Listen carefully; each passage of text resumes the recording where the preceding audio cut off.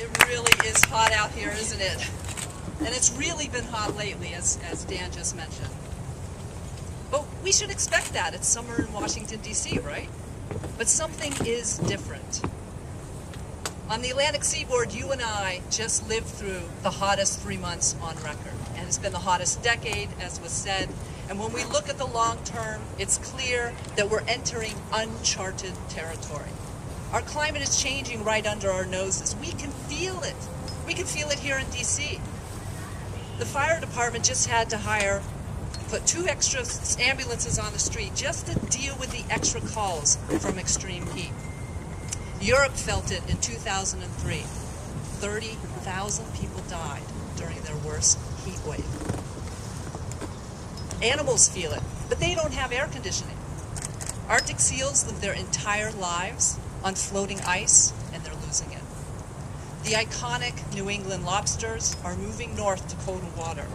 But it isn't just animals. We, humanity, our species adapting to climate change too. Extreme heat threatens the elderly. Air conditioning should not be the only thing standing between a senior citizen and a heat stroke. Heat makes it easier for ground level ozone to form, clogging our lungs. And dengue fever, a tropical disease, has invaded the Florida Keys and could keep moving north as the climate warms.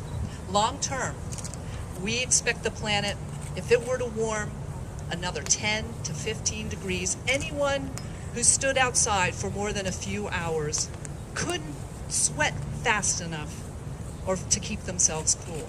The combination of temperature and humidity likely would make parts of the world uninhabitable in the summer. It does not have to be this way. We didn't choose our energy from coal and oil. Previous generations made that choice for us, and we have learned through science that we've been paying a price. We're overloading our atmosphere with carbon, it's trapping heat, and it's changing our planet for the worse. The fossil fuel front groups cannot change that fact.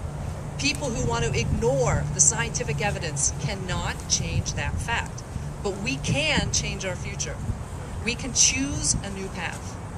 They say that necessity is the mother of invention, but good policy can be the father of prevention. Scientists and engineers designed the wind turbines, the solar panels, and the clean cars that can fix the climate problem.